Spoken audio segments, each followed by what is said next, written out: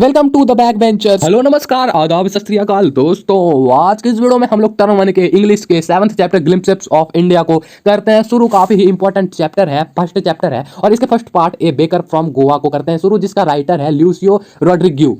ये जो कहानी है उन दिनों की है जब पुर्तगीज लोग जो है गोवा पर रूल करते थे, गोवा पर शासन करते थे। पुर्तगीज जो है ब्रेड्स के लिए काफ़ी ही ज़्यादा पॉपुलर थे, काफ़ी ही फेमस थे। जो लेखक है वो अपने बुजुर्गों को अक्सर अपने पुराने दिनों के बारे में सोचते हुए देखता है, मतलब कुर्सी पे बैठकर कुछ नहीं तो सोच रहे हैं पुराने दिनों के बारे में, वो बीते हुए समय के बारे में सोचते हैं। उनके बाद अब लेखक को बताते हैं कि अभी तो पुर्तगालीस यहाँ पर नहीं रहते हैं, उन्होंने गोवा छोड़ दिया है, लेकिन पुर्तगीज के आने के पहले से ही ब्रेड जो है काफ़ी ही पॉपुलर था और ब्रेड जो है अभी भी यहाँ पर मिलते हैं, हर जगह पे मिल जाते हैं। लोग बेकर को पैडर कहते हैं। अभी भी जो पैडर्स हैं उसी तरह से जैसे पुराने ज़माने में बनाया जाता था ब्रेड, उसी तरह से बनाते हैं। वो पहले एक सांचे में उसकी घोल, उसकी जो पेस्ट है उसको डाल देते हैं, उसके बाद फिर पुराने वाले मिट्टी के ओवन्स जो होते हैं उसी में डालकर छोड़ देते हैं, पकने के बाद निकाल लिया जाता है। और उनकी आने की जो आवाज़ है, एक स्पेसिफिक बीट या फिर स्पेसिफिक साउंड को वो निकाल के आते हैं। वो अपने बांस की छड़ी से ठप ठप ठप इस तरह से, मतलब कि नीचे पटकते पटकते बांस की छड़ी से एक बीट बनाते हैं, एक ट्यूनिंग करते हैं जो कि पुराने ज़माने की तरह ही सुनी जा सकती है। और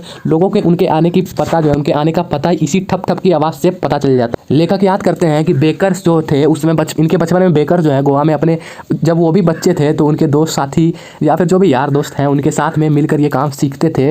बेकर दिन में 2 बार आता था, एक बार जब वो अपनी ब्रेड को बेचने के चक्कर में रहता था, मतलब बेचना चाहता था, और दूसरी बार जब वो अपनी टोकरी को जिसमें वो ब्रेड लाता है उसको खाली करके अपने घर वापस लौटता था। लेकिन बांस की जो छड़ी की आवाज़ है वो लौटते वक्त भी बजाते रहता था, क्योंकि वो तो उसकी आदत बन गई थी। और ये जो ट्यूनिंग है, ये बीट जो है, ये बच्चों को उसके प्रति आकर्षित करती थी, उन्हें ब्रेड वाले के आने का पता चल जाता। बच्चे जो हैं वो पैडर से मिलने के लिए काफ़ी उत्साहित रहते थे कि वो कब आएगा और हमें कब ब्रेड की चूड़ियाँ, मतलब यहाँ पे एक वर्ड है ब्रेड की चूड़ियाँ, मतलब कि ब्रेड बैंगल्स है, जिसका मतलब होता है डोनट्स। डोनट्स तो आप सब जानते ही होंगे। जो घर की नौकरानियाँ जो रहती थी वो ब्रेड के चूड़ियों, मतलब डोनट को और सिंपल जो रोटियाँ, मतलब कि ब्रेड होते हैं, दोनों को अलग करती थी।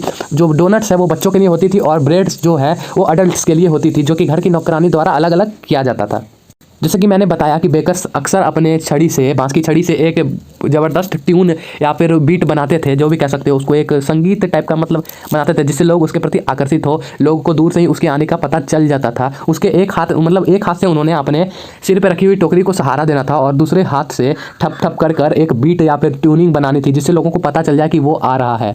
बेकर्स जो है अक्सर घर के औरतों को जाकर ब्रेड्स पहुंचा देते थे और माता पिता जो है, मतलब पेरेंट्स, बच्चों को डांटते थे, क्योंकि उनकी टोकरी को देखते ही बच्चे ने तो राक्षस के जैसा झपटना है। लेकिन हम भी बच्चे हैं, हम नहीं तो बेंच लगा के खड़े होकर झांकेंगे, नहीं तो किसी के दीवार पे चोरी से चढ़ के झांकेंगे, लेकिन झांकना तो हमें है। बच्चे जो है ब्रेड के बैंगल्स को, डोनट्स को जो है अपने दांतों, मतलब खा जाते थे इसी तरह बिना ब्रश किए हुए, क्योंकि ब्रश करना उनको यूजलेस लगता था, बिल्कुल ही अनावश्यक लगता था। क्योंकि गर्म चाय जब आसानी से अपने मुंह को धो सकती है तो ब्रश करना जरूरी क्या है? कभी शेर बाघ जैसे जानवरों ने कभी अपने दांत धोए हैं क्या? नहीं ना, हम भी शेर हैं, हम क्यों धोएं?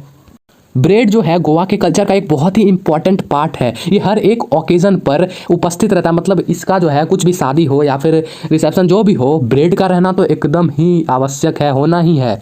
किसी की इंगेजमेंट हो या बर्थडे पार्टी, क्रिसमस मना रहे हैं या दिवाली, ये सारे किसी भी ओकेजन पर केक, नारियल के कुकीज़, मतलब ब्रेड का होना तो बहुत ही नेसेसरी है। हर गांव में एक ना एक बेकर्स तो होता ही था। बेकर्स को जो है ना एक बहुत ही अलग टाइप का ड्रेस था, जिसको मतलब कावाई कहते हैं, ठीक है। वो जो है एकदम लॉन्ग फ्रॉक टाइप के घुटने तक वाली फ्रॉक थी, जो बहुत ही अट्रैक्टिव थी, बहुत ही अच्छी लगती थी। लेखक जो है वो बचपन के दिनों में उन्हें शर्ट पैंट पहने हुए देखा था, लेकिन अब तो वो कावाई, अपने ऑक्यूपेशन को बढ़ावा देने के लिए कुछ तो अलग करना है ना, कावाई नाम का एक उनका ड्रेस था जो पहनकर वो ब्रेड्स को बेचते थे।